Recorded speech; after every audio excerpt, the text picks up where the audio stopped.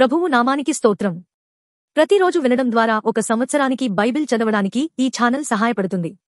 Please subscribe and support. హృదయపూర్వక ధన్యవాదాలు. నేటి వేద భాగం రాజుల 2వ గ్రంథము 9వ అధ్యాయము. అంతట ప్రవక్తయగు ఎలీషా ప్రవక్తల శిష్యులలో ఒకరిని పిలువనంపించి అతనితో ఇట్లనెను, నీవు నడుము బిగించుకొని ఈ తైలపు గిన్నె చేత పట్టుకొని రామోత్గిలాదునకు పోయి అతడ ప్రవేశించినప్పుడు నింషీకి పుట్టిన యెహోషాపాతు కుమారుడైన యెహూ ఎక్కడనున్నాడని తెలుసుకొని అతనిని దర్శించి అతని సహోదరుల మధ్య నుండి అతనిని చాటుగా రప్పించి లోపలి గదిలోకి అతనిని పిలుచుకొని పోయి తైలపు గిన్నె తీసుకొని అతని తల మీద తైలము పోసి, నేను నిన్ను ఇశ్రాయేలు మీద పట్టాభిషిక్తునిగా చేసితునని యెహోవా సెలవిచ్చుచున్నాడని అతనితో చెప్పి, ఆలస్యము చేయక తలుపు తీసి పారిపొమ్ము, యవ్వనుడైన ఆ ప్రవక్త పోవలెనని బయలుదేరి రామోత్గిలాదునకు వచ్చినప్పటికీ సైన్యాధిపతులు కూర్చునియుండిరి. అప్పుడతడు, అధిపతి, నీకొక సమాచారం తెచ్చితునని చెప్పగా, యెహూ ఇందరిలో అది ఎవరిని గూర్చినదని అడుగగా, అతడు, అధిపతి, నిన్ను గూర్చినదే అనెను. అందుకు యెహూ లేచి ఇంటిలో ప్రవేశించెను. అప్పుడు ఆ యవ్వనుడు అతని తల మీద తైలము పోసి అతనితో ఇట్లనెను, ఇశ్రాయేలు దేవుడైన యెహోవా సెలవిచ్చినదేమనగా, యెహోవా జనులైన ఇశ్రాయేలు వారి మీద నేను నిన్ను పట్టాభిషిక్తునిగా చేయుచున్నాను. కాబట్టి నా సేవకులైన ప్రవక్తలను హతము చేసిన దానిని బట్టియు, యెహోవా సేవకులందరినీ హతము చేసిన దానిని బట్టియు, యెజెబెలునకు ప్రతీకారము చేయునట్లు నీవు నీ యజమానుడైన ఆహాబు సంతతి వారిని హతము చేయుము. ఆహాబు సంతతి వారందరూ నశింతురు. అల్పులలోనేమి ఘనులలోనేమి ఆహాబు సంతతిలో ఏ పురుషుడునూ ఉండకుండా అందరినీ నిర్మూలము చేయుము. నెబాతు కుమారుడైన యెరోబాము కుటుంబీకులను, అహీయా కుమారుడైన బయేషా కుటుంబీకులను నేను అప్పగించినట్లు అహాబు కుటుంబీకులను నేను అప్పగించుదును. యెజెబెలు పాతిపెట్టబడక యెజ్రెయేలు భూభాగమందు కుక్కల చేత తినివేయబడును. ఆ యవ్వనుడు ఈ మాటలు చెప్పి తలుపు తీసి పారిపోయెను. యెహూ బయలుదేరి తన యజమానుని సేవకుల యొద్దకు రాగా, ఒకడు, ఏమి సంభవించినది? ఆ వెర్రివాడు నీ యొద్దకు వచ్చిన హేతువేమని అతని నడుగగా, అతడు, వాని మాటలు మీరెరిగేయున్నారని చెప్పెను. కాబట్టి వారు, అదంతయు వట్టిది, జరిగిన దానిని మాకు తెలియజెప్పుమనగా, అతడు ఇట్లనెను, నేను నిన్ను ఇశ్రాయేలు మీద పట్టాభిషిక్తునిగా చేయుచున్నానని యెహోవా సెలవిచ్చుచున్నాడని అతడు నాతో చెప్పెను. అంతట వారు అతి వేగిరముగా తమ తమ వస్త్రములను పట్టుకొని మెట్ల మీద అతని క్రింద పరిచి బాకా ఊదించి యెహూ రాజయ్యున్నాడని చాటించిరి. ఈ ప్రకారము నింషీకి పుట్టిన యెహోషాపాతు కుమారుడైన యెహూ యెహోరాము మీద కుట్ర చేసెను. అప్పుడు యెహోరామును ఇశ్రాయేలు వారందరూ సిరియా రాజైన హజాయేలును ఎదిరించుటకై రామోత్గిలాదు దగ్గర కావలియుండిరి. అయితే యెహోరాము సిరియా రాజైన హజాయేలుతో యుద్ధము చేయుచుండగా సిరియన్ల వలన తాను పొందిన గాయములను బాగు చేసుకొనుటకై యెజ్రెయేలు ఊరికి తిరిగి వచ్చియుండెను. అంతటా యెహూ, నీకనుకూలమైతే ఈ సంగతి తెలియబడకుండునట్లు ఈ పట్టణంలో నుండి ఎవరినైనను యెజ్రెయేలు ఊరికి తప్పించుకొని పోనీయకుమని ఆజ్ఞ ఇచ్చి రథము ఎక్కి యెజ్రెయేలు ఊరిలో యెహోరాము మంచము పట్టియుండగా అచ్చటికి పోయెను. మరియు యూదారాజైన అహజ్యా యెహోరామును దర్శించుటకై అచ్చటికి వచ్చియుండెను. యెజ్రెయేలు గోపురము మీద కావలివాడు నిలిచియుండి యెహూతో కలిసి వచ్చుచున్న సైన్యమును చూచి, సైన్యమొకటి నాకు కనబడుచున్నదని తెలియజెప్పగా, యెహోరాము ఒక రౌతును పిలిచి వారిని ఎదుర్కొనబోయి, సమాధానముగా వచ్చుచున్నారా అని అడుగుమని చెప్పి పంపుమని వానితో సెలవిచ్చెను. కాబట్టి ఒకడు గుర్రమెక్కి పోయి అతనిని ఎదుర్కొని, సమాధానముగా వచ్చుచున్నారా అని అడుగుమని రాజు నన్ను పంపిననగా, యెహూ, సమాధానముతో నీకేమి పని? నీవు నా వెనుకకు తిరిగి రమ్మని వానితో చెప్పగా, ఆ కావలివాడు పంపబడినవాడు వారిని కలుసుకొనెను గాని తిరిగి రాక నిలిచెనని సమాచారము తెలిపెను. రాజు రెండవ రౌతును పంపగా వాడు వారి యొద్దకు వచ్చి సమాధానముగా వచ్చుచున్నారా అని అడుగుమని రాజు నన్ను పంపిననగా, యెహూ, సమాధానముతో నీకేమి పని, నా వెనుకకు తిరిగి రమ్మని వానితో చెప్పెను. అప్పుడు కావలివాడు వీడును వారిని కలుసుకొని తిరిగి రాక నిలిచెను. మరియు అతడు వెర్రి తోలడము తోలుచున్నాడు గనుక అది నింషీ కుమారుడైన యెహూ తోలడము వల్లనే యున్నదనెను. రథము సిద్ధము చేయమని యెహోరాము సెలవీయగా వారు అతని రథము సిద్ధము చేసిరి. అప్పుడు ఇశ్రాయేలు రాజైన యెహోరామును యూదారాజైన అహజ్యాయును తమ తమ రథములనెక్కి యెహూను కలియబోయి యెజ్రెయేలీయుడైన నాబోతు భూభాగమందు అతనిని ఎదుర్కొనిరి.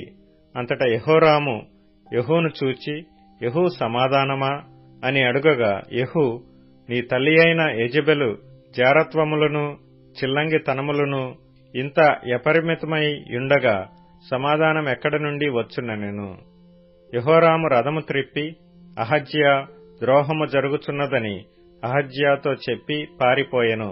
అప్పుడు యెహూ తన బలము కొలది విల్లు ఎక్కుపెట్టి యెహోరామును భుజముల మధ్య కొట్టగా బాణము అతని గుండె గుండా దూసిపోయెను గనుక అతడు తన రథమునందే యొరిగెను. కాగా యెహూ తన అధిపతి అయిన బెద్కరును పిలిచి ఇట్లనెను, అతని ఎత్తి యెజ్రెయేలీయుడైన నాబోతు భూభాగమందు పడవేయుము. మనిద్దరమును అతని తండ్రి అయిన అహాబు వెనుక గుర్రములెక్కి వచ్చినప్పుడు యెహోవా అతని మీద ఈ శిక్ష మోపిన సంగతి జ్ఞాపకము చేసుకొనుము. అప్పుడు యెహోవా సెలవిచ్చినదేమనగా, నిశ్చయముగా నాబోతు రక్తమును వాని కుమారుల రక్తమును నిన్నటి దినమున నేను చూచితిని గనుక ఈ భూభాగమందు నేను దానికి ప్రతీకారము చేయుదును. ఇదే యెహోవా వాక్కు. కాబట్టి నీవు యెహోవా మాట చొప్పున అతనిని ఎత్తి ఈ భూభాగమందు పడవేయుము అనెను. యూదారాజైన అహజ్యా జరిగిన దాని చూచి వనములోని నగరి మార్గముగా పారిపోయెను. అయినను యెహూ అతని తరిమి రథమందు అతని హతము చేయుడని ఆజ్ఞ ఇచ్చెను గనుక వారు ఇబ్లయాము దగ్గరనున్న గూరునకు పోవు మార్గమందు అతని కొట్టగా అతడు మెగిద్దోకు పారిపోయి అచ్చట మరణమాయెను. అప్పుడు అతని సేవకులు అతనిని రథము మీద వేసి యెరూషలేము తీసుకొనిపోయి దావీదుపురమందు అతని పితరుల సమాధిలో అతని పాతిపెట్టిరి. అహజ్యా ఆహాబు కుమారుడైన యెహోరాము ఏలుబడిలో 11వ సంవత్సరమందు యూదాను ఏలనారంభించెను. యెహూ యెజ్రెయేలు ఊరికి వచ్చిన సంగతి యెజెబెలునకు వినబడెను గనుక ఆమె తన ముఖమునకు రంగు పూసుకొని శిరోభూషణములు ధరించుకొని కిటికీలో నుండి కనిపెట్టి చూచుచుండగా యెహూ గుమ్మము ద్వారా ప్రవేశించెను.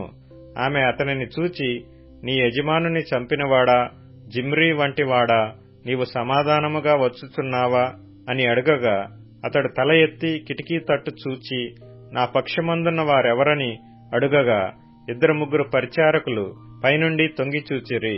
దీనిని క్రింద పడద్రోయుడని అతడు చెప్పగా వారు దానిని క్రిందికి పడద్రోసినందున దాని రక్తములో కొంత గోడ మీదను గుర్రముల మీదను చిందెను. మరియు గుర్రముల చేత అతడు దానిని త్రొక్కించెను. అతడు లోపల ప్రవేశించి అన్నపానములు చేసిన తరువాత ఆ శాపగ్రస్తురాలు రాజకుమార్తె గనుక మీరు వెళ్లి దానిని కనుగొని పాతిపెట్టుడని ఆజ్ఞ ఇయ్యగా వారు దానిని పాతిపెట్టబోయిరి.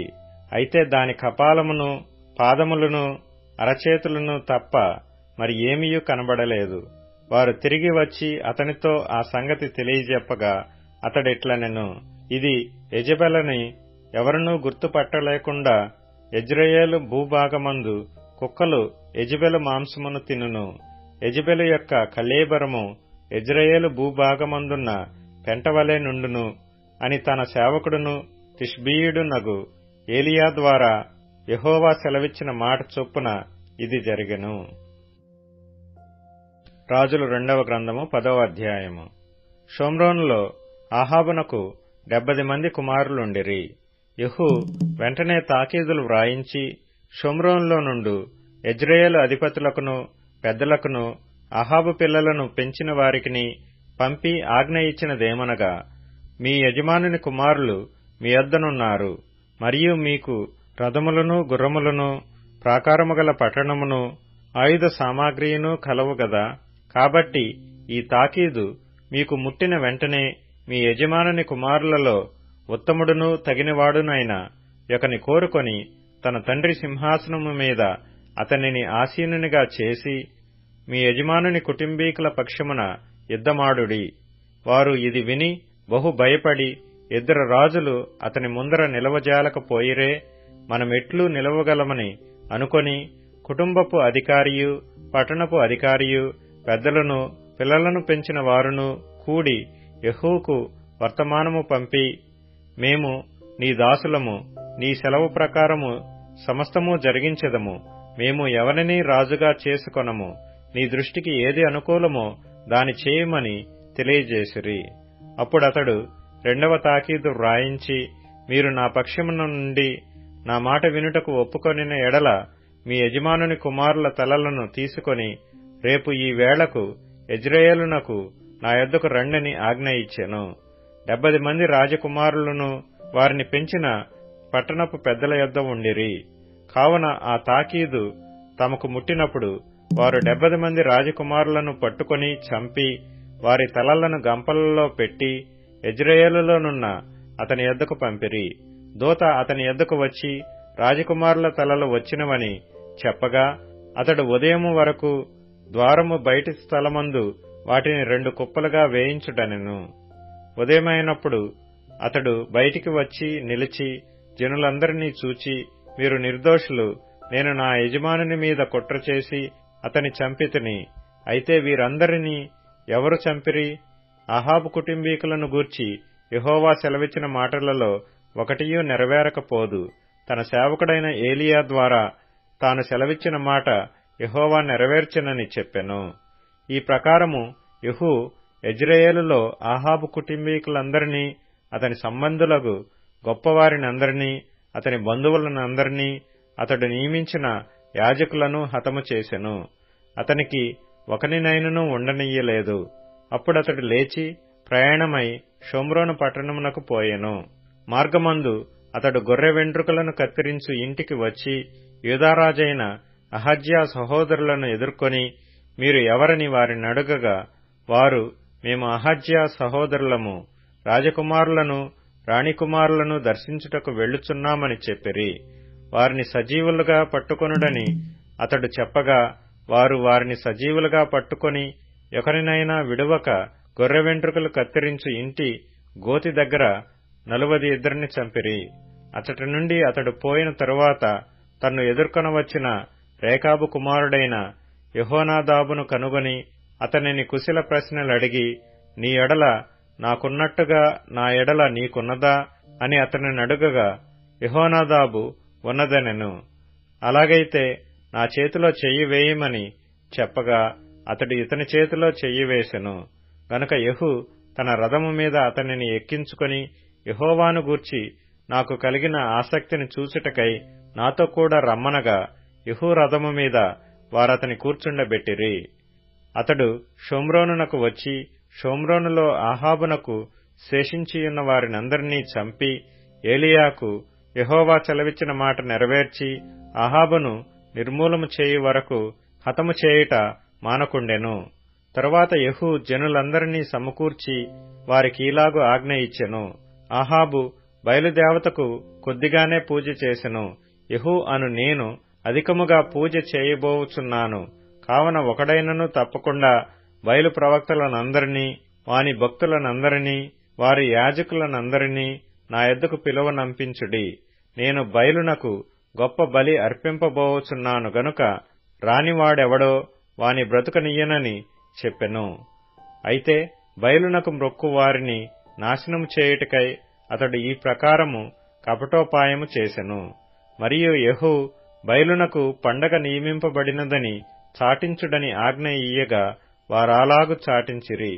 యెహూ ఇశ్రాయేలు దేశమంతటిలోనికి వర్తమానము పంపించగా బయలునకు మ్రొక్కు వారందరూ వచ్చిరి. రానివాడు ఒకడునూ లేడు. వారు వచ్చి బయలుగుడిలో ప్రవేశింపగా ఎచ్చటనూ చోటు లేకుండా బయలుగుడి ఈ తట్టు నుండి ఆ తట్టు వరకు నిండిపోయెను.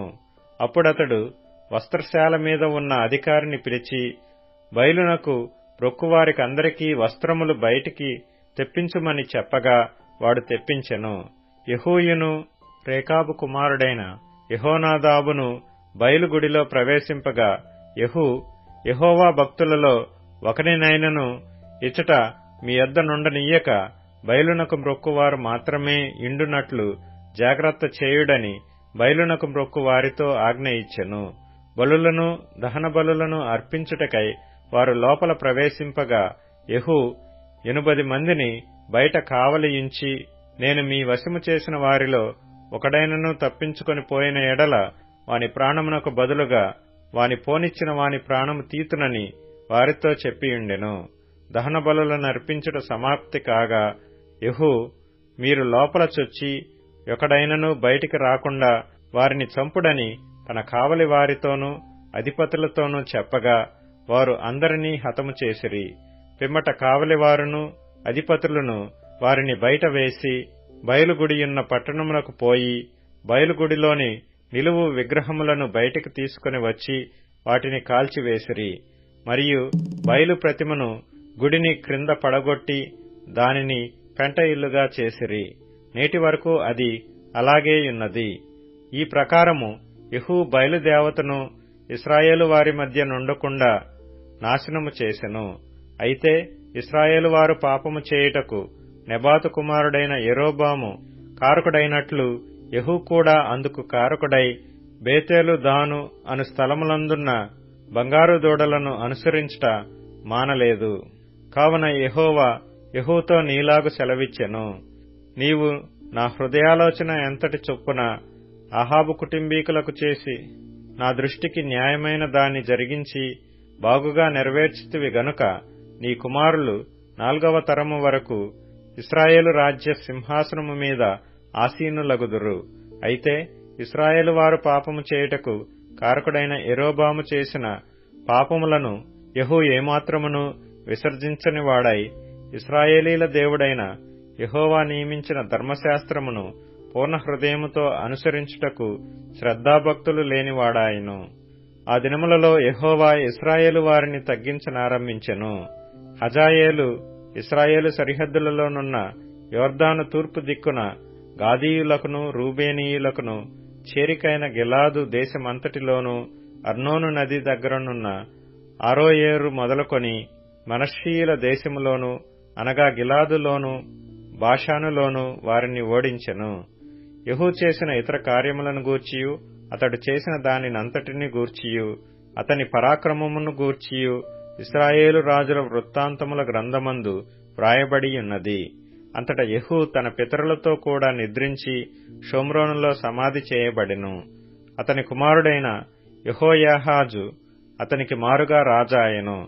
షోమ్రోనులో యెహూ ఇశ్రాయేలును ఏలిన కాలము 28 ఏండ్లు. మార్కు సువార్త 1వ అధ్యాయం. దేవుని కుమారుడైన యేసుక్రీస్తు సువార్త ప్రారంభము. ఇదిగో నా దూతను నీకు ముందుగా పంపుచున్నాను, అతడు నీ మార్గము సిద్ధపరచును. ప్రభువు మార్గము సిద్ధపరచుడి, ఆయన త్రోవలు సరాలము చేయుడని అరణ్యములో కేకవేయుచున్న ఒకని శబ్దము అని ప్రవక్తయైన యెషయా చేత వ్రాయబడినట్టు బాప్తిస్మమిచ్చు యోహాను అరణ్యములో ఉండి పాపక్షమాపణ నిమిత్తము మారుమనస్సు విషయమైన బాప్తిస్మము ప్రకటించుచూ వచ్చెను. అంతటా యూదయ దేశస్థులందరును యెరూషలేము వారందరును బయలుదేరి అతని యొద్దకు వచ్చి తమ పాపములను ఒప్పుకొనుచు యొర్దాను నదిలో అతని చేత బాప్తిస్మము పొందుచుండిరి. యోహాను ఒంటె రోమముల వస్త్రమును మొలచుట్టు తోలుదట్టియు ధరించుకొనువాడు, అడవి తేనెను మిడతలను తినువాడు. మరియు అతడు నాకంటే శక్తిమంతుడొకడు నా వెనుక వచ్చుచున్నాడు, నేను వంగి ఆయన చెప్పుల వారును విప్పుటకు పాత్రుడను కాను. నేను నీళ్లలో మీకు బాప్తిస్మమిచ్చితిని గాని ఆయన పరిశుద్ధాత్మలో మీకు బాప్తిస్మమిచ్చునని చెప్పి ప్రకటించుచుండెను. ఆ దినములలో యేసు గలిలయలోని నజరేతు నుండి వచ్చి యొర్దానులో యోహాను చేత బాప్తిస్మము పొందెను. వెంటనే ఆయన నీళ్లలో నుండి ఒడ్డునకు వచ్చుచుండగా ఆకాశము చీల్చబడుటయు పరిశుద్ధాత్మ పావురము వలె తన మీదికి దిగివచ్చుటయు చూచెను. మరియు నీవు నా ప్రియకుమారుడవు, నీయందు నేనానందించుచున్నానని ఒక శబ్దము ఆకాశము నుండి వచ్చెను. వెంటనే పరిశుద్ధాత్మ ఆయనను అరణ్యములోనికి త్రోసికొని పోయెను. ఆయన సాతాను చేత శోధింపబడుచు అరణ్యములో 40 దినములు అడవి మృగములతో కూడా నుండెను. మరియు దేవదూతలు ఆయనకు పరిచర్య చేయుచుండిరి. యోహాను చెరపట్టబడిన తరువాత యేసు, కాలము సంపూర్ణమయ్యున్నది, దేవుని రాజ్యము సమీపించియున్నది, మారు మనస్సు పొంది సువార్త నమ్ముడని చెప్పుచు దేవుని సువార్త ప్రకటించుచు గలిలయకు వచ్చెను. ఆయన గలిలయ సముద్ర తీరమున వెలుచుండగా సీమోను సహోదరుడగు ఆంద్రెయయు సముద్రములో వలవేయుట చూచెను. వారు జాలరులు. యేసు, నా వెంబటి రండి, నేను మిమ్మును మనుష్యులను పట్టు జాలరులనుగా చేసెదనని వారితో చెప్పెను. వెంటనే వారు తమ వలలు విడిచి ఆయనను వెంబడించిరి. ఆయన ఇంకా కొంత దూరము వెళ్లి జెబెదయి కుమారుడగు యాకోబును అతని సహోదరుడగు యోహానును చూచెను. వారు దోణిలో ఉండి తమ వలలు బాగు చేసుకొనుచుండిరి. వెంటనే ఆయన వారిని పిలువగా వారు తమ తండ్రి అయిన జెబెదయిని దోణిలో జీతగాండ్ర యొద్ద విడిచిపెట్టి ఆయనను వెంబడించిరి. అంతట వారు కపెర్నహూములోనికి వెళ్ళిరి. వెంటనే ఆయన విశ్రాంతి దినమున సమాజ మందిరములోనికి పోయి బోధించెను. ఆయన శాస్త్రుల వలెగాక అధికారము గలవాని వలె వారికి బోధించెను గనుక వారు ఆయన బోధకు ఆశ్చర్యపడిరి. ఆ సమయమున వారి సమాజ మందిరములో అపవిత్రాత్మ పట్టిన మనుష్యుడొకడుండెను. వాడు, నజరేయుడగు యేసు, మాతో నీకేమి? మమ్ము నశింపజేయుటకు వచ్చితివా? నీవెవడవో నాకు తెలియను. నీవు దేవుని పరిశుద్ధుడవు అని కేకలు వేసెను. అందుకు యేసు, ఊరకుండుము, వానిని విడిచిపొమ్మని దానిని గద్దింపగా ఆ అపవిత్రాత్మ వానిని విలవిలలాడించి పెద్ద కేక వేసి వాని విడిచిపోయెను. అందరును విస్మయముంది, ఇదేమిటో, ఇది క్రొత్త బోధగా ఉన్నదే, ఈయన అధికారముతో అపవిత్రాత్మలకును ఆజ్ఞాపింపగా అవి ఆయనకు లోబడుచున్నవని ఒకనితో ఒకడు చెప్పుకొనిరి. వెంటనే ఆయనను గూర్చిన సమాచారము త్వరలో గలిలయ ప్రాంతములందంతటా వ్యాపించెను. వెంటనే వారు సమాజ మందిరములో నుండి వెళ్లి యాకోబుతోనూ యోహానుతోనూ సీమోను ఆంద్రెయ అనువారి ఇంట ప్రవేశించిరి. సీమోను అత్త జ్వరముతో పడియుండగా వెంటనే వారామెను గూర్చి ఆయనతో చెప్పిరి. ఆయన ఆమె దగ్గరకు వచ్చి చేయి పట్టి ఆమెను లేవనెత్తెను. అంతటా జ్వరము ఆమెను వదలెను గనుక ఆమె వారికి ఉపచారము చేయసాగెను. సాయంకాలము ప్రొద్దుగుంకినప్పుడు జనులు సకల రోగులను, దయ్యములు పట్టిన వారిని ఆయన యొద్దకు తీసుకుని వచ్చిరి. పట్టణమంతయు ఆ ఇంటి వాకిట కూడియుండెను. ఆయన నానావిధ రోగముల చేత పీడింపబడిన అనేకులను స్వస్థపరిచి అనేకమైన దయ్యములను వెళ్లగొట్టెను. అవి తన్ను ఎరిగియుండినందున ఆయన ఆ దయ్యములను మాటలాడనీయలేదు. ఆయన పెందలకడనే లేచి ఇంకనూ చాలా చీకటియుండగానే బయలుదేరి అరణ్య ప్రదేశమునకు వెళ్లి అక్కడ ప్రార్థన చేయుచుండెను. సీమోనును అతనితో కూడనున్న వారును ఆయనను వెదుకుచూ వెళ్లి ఆయనను కనుగొని, అందరూ నిన్ను వెదుకుచున్నారని ఆయనతో చెప్పగా ఆయన, ఇతర సమీప గ్రామములలోనూ నేను ప్రకటించున్నట్లు వెళ్ళుదము రండి. ఇందు నిమిత్తమే గదా నేను బయలుదేరి వచ్చితినని వారితో చెప్పెను. ఆయన గలిలయయందంతటా వారి సమాజ మందిరములలో ప్రకటించుచు దయ్యములను వెళ్లగొట్టుచు నుండెను. ఒక కుష్ఠరోగి ఆయన యొద్దకు వచ్చి ఆయన ఎదుట మోకాళ్ళూని, నీకిష్టమైతే నన్ను శుద్ధినిగా చేయగలవని ఆయనతో చెప్పి ఆయనను వేడుకొనగా ఆయన కనికరపడి చేయి చాపి వానిని ముట్టి, నాకిష్టమే, నీవు శుద్ధుడవు కమ్మని వానితో చెప్పెను. వెంటనే కుష్ఠరోగము వానిని విడిచెను గనుక వాడు శుద్ధుడాయెను.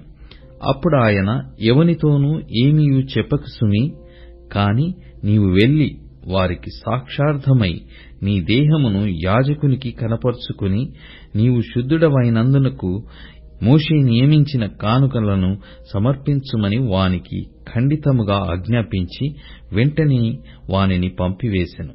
అయితే వాడు వెళ్లి దానిని గూర్చి విస్తారముగా ప్రకటించుటకును ఆ సంగతి ప్రచురము చేయుటకును ఆరంభించెను గనుక ఆయన ఇక పట్టణములలో బహిరంగముగా ప్రవేశింపలేక వెలుపల అరణ్య ప్రదేశములలో నుండెను.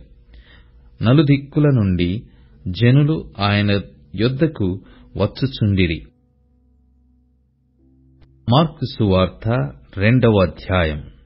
కొన్ని దినములైన పిమ్మట ఆయన మరల కపెర్నహూములోనికి వచ్చెను. ఆయన ఇంట ఉన్నాడని వినవచ్చినప్పుడు అనేకులు కూడివచ్చిరి గనుక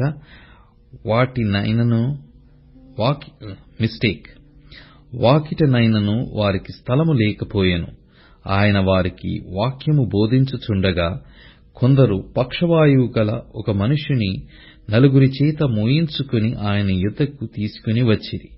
చాలా మంది కూడియున్నందున వారాయన యొద్దకు చేరలేక ఆయన యున్న చోటికి పైగా ఇంటి కప్పు విప్పి సందు చేసి పక్షవాయువు గల వానిని పరుపుతోనే దింపిరి. యేసు వారి విశ్వాసము చూచి, కుమారుడా, నీ పాపములు క్షమింపబడి ఉన్నవని పక్షవాయువు గల వానితో చెప్పెను. శాస్త్రులలో కొందరు అక్కడ కూర్చుండియుండిరి. వారు, ఇతడు ఇట్లెందుకు చెప్పుచున్నాడు? దేవదూషణ చేయుచున్నాడు గదా. దేవుడొక్కడే తప్ప పాపమును క్షమింపగలవాడెవడని తమ హృదయములలో ఆలోచించుకొనిరి. వారు తమలో తాము ఇలాగున ఆలోచించుకొనుట యేసు వెంటనే తన ఆత్మలో తెలుసుకుని, మీరీలాటి సంగతులు మీ హృదయములలో ఎందుకు ఆలోచించుకొనుచున్నారు? ఈ పక్షవాయు గలవానితో నీ పాపములు క్షమింపబడియున్నవని చెప్పుట సులభమా? నీవు లేచి నీ పరిపెత్తుకుని నడుమని చెప్పుట సులభమా? అయితే పాపములు క్షమించుటకు భూమి మీద మనుష్య కుమారునికి అధికారము కలదని మీరు తెలుసుకొనవలెనని వారితో చెప్పి, పక్షవాయువు గల వానిని చూచి, నీవు లేచి నీ పరిపెత్తుకుని ఇంటికి పొమ్మని నీతో చెప్పుచున్నానెను. తక్షణమే వాడు లేచి పరిపెత్తుకుని వారందరి ఎదుట నడిచిపోయెను గనుక వారందరూ విభ్రాంతి నొంది, మనమిలాటి కార్యములను ఎన్నడూనూ చూడలేదని చెప్పుకొనుచు దేవుని మహిమపరిచిరి. ఆయన సముద్ర తీరమున మరల నడిచిపోవుచుండెను. జనులందరూ ఆయన యొద్దకు రాగా ఆయన వారికి బోధించెను. ఆయన మార్గమున వెళ్ళుచు సుంకపు మెట్టునొద్ద కూర్చున్న అల్ఫయి కుమారుడగు లేవీని చూచి, నన్ను వెంబడించుమని అతనితో చెప్పగా అతడు లేచి ఆయనను వెంబడించెను. అతని ఇంట ఆయన భోజనమునకు కూర్చుండియుండగా సుంకరులను పాపులను అనేకులు యేసుతోనూ ఆయన శిష్యులతోనూ కూర్చుండియుండిరి. ఇట్టివారనేకులుండిరి. వారాయనను వెంబడించువారైరి. పరిసయ్యులలో నున్న శాస్త్రులు ఆయన సుంకరులతోనూ పాపులతోనూ భుజించుట చూచి, ఆయన సుంకరులతోనూ పాపులతోనూ కలిసి భోజనము చేయుచున్నాడేమని ఆయన శిష్యులను అడగగా, యేసు ఆ మాట విని, రోగులకే గాని ఆరోగ్యము గలవారికి వైద్యుడక్కరలేదు. నేను పాపులనే పిలువ వచ్చితిని గాని నీతిమంతులను పిలువరాలేదని వారితో చెప్పెను. యోహాను శిష్యులను పరిసయ్యులను ఉపవాసము చేయుట కద్దు. వారు వచ్చి యోహాను శిష్యులను పరిసయ్యుల శిష్యులను ఉపవాసము చేయుదురు గాని నీ శిష్యులు ఉపవాసము చేయరు. దీనికి హేతువేమని ఆయనను అడగగా, యేసు, పెండ్లి కుమారుడు తమతో కూడా ఉన్న కాలమున పెండ్లి ఇంటివారు ఉపవాసము చేయదగునా? పెండ్లి కుమారుడు తమతో కూడా ఉన్నంత కాలము ఉపవాసము చేయదగదు గాని పెండ్లి కుమారుడు వారి యొద్ద నుండి కొనిపోబడు దినములు వచ్చును. ఆ దినములలోనే వారు ఉపవాసము చేతురు. ఎన్నడూనూ పాతబట్టకు క్రొత్త గుడ్డ మాసిక వేయుడు. వేసిన ఎడల ఆ క్రొత్త మాసిక పాతబట్టను వెలితిపరచును, చినుగు మరి ఎక్కువగును. ఎవడనూ పాత తిత్తులలో క్రొత్త ద్రాక్షారసము పోయడు. పోసినయెడల ద్రాక్షారసము ఆ తిత్తులను పిగుల్చును, రసమును తిత్తులను చెడును. అయితే క్రొత్త ద్రాక్షారసము క్రొత్త తిత్తులలో పోయవలెనని చెప్పెను. మరియు ఆయన విశ్రాంతి దినమున పంట చేలలో బడి వెలుచుండగా శిష్యులు మార్గమున సాగిపోవచ్చు వెన్నులు త్రుంచుచూ ఉండిరి. అందుకు పరిసయ్యులు, చూడుము, విశ్రాంతి దినమున చేయగూడనిది వారెలాగు చేయుచున్నారని ఆయననడిగిరి. అందుకు ఆయన వారితో ఇట్లనెను, తానును తనతో కూడనున్నవారును ఆకలిగొని నందున దావీదునకు అవసరము వచ్చినప్పుడు అతడు చేసినది మీరెన్నడూనూ చదవలేదా? అబ్యాతారు ప్రధాన యాజకుడయ్యుండగా దేవమందిరములోనికి వెళ్లి యాజకులే గాని ఇతరులు తినకూడని సముఖపు రొట్టెలు తాను తిని తనతో కూడా ఉన్నవారికిచ్చెను గదా అని చెప్పెను. మరియు విశ్రాంతి దినము మనుషుల కొరకే నియమింపబడెను గాని మనుష్యులు విశ్రాంతి దినము కొరకు నియమింపబడలేదు. అందువలన మనుష్య కుమారుడు విశ్రాంతి దినమునకును ప్రభువయ్యున్నాడని వారితో చెప్పెను. సామెతల గ్రంథం 11వ అధ్యాయం. దొంగత్రాసు యెహోవాకు హేయము, సరియైన గుండు ఆయనకిష్టము. అహంకారము వెంబడి అవమానము వచ్చును. వినయము గల వారి యొద్ద జ్ఞానమున్నది. యథార్థవంతుల యథార్థత వారికి త్రోవ చూపించును. ద్రోహుల మూర్ఖ స్వభావము వారిని పాడుచేయును. ఉగ్రత దినమందు ఆస్తి అక్కరకు రాదు. నీతి మరణము నుండి రక్షించును. యథార్థవంతుల నీతి వారి మార్గమును సరాలము చేయును.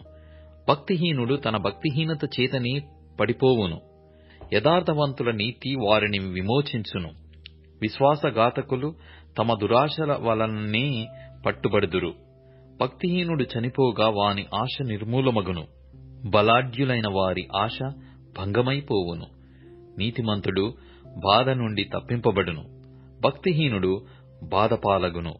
భక్తిహీనుడు తన నోటి మాట చేత తన పొరుగువారికి నాశనము తెప్పించును. తెలివి చేత నీతిమంతులు తప్పించుకొందురు. నీతిమంతులు వర్ధిల్లుట పట్టణమునకు సంతోషకరము. భక్తిహీనులు నశించునప్పుడు ఉత్సాహధ్వని పుట్టును. యథార్థవంతుల దీవెన వలన పట్టణమునకు కీర్తి కలుగును. భక్తిహీనుల మాటలు దానిని బోర్లద్రోయును. తన పొరుగువానిని తృణీకరించువాడు బుద్ధిలేనివాడు. వివేకి అయిన వాడు మౌనముగా నుండును. కొండెగాడై తిరుగులాడువాడు పర్లగుట్టు బయటపెట్టును. నమ్మకమైన స్వభావము గలవాడు సంగతి దాచును. నాయకులు లేని జనులు చెడిపోవుదురు. ఆలోచనకర్తలు అనేకులుండుట రక్షణకరము. ఎదుటివాని కొరకు పూటబడినవాడు చెడిపోవును. పూటబడనొప్పనివాడు నిర్భయముగా నుండును. నెనరుగల స్త్రీ ఘనతనొందును. బలిష్ఠులు ఐశ్వర్యము చేపట్టుదురు. దయగలవాడు తనకే మేలు చేసుకొనును. క్రూరుడు తన శరీరమునకు బాధ తెచ్చుకొనును. భక్తిహీనుని సంపాదన వానిని మోసము చేయును.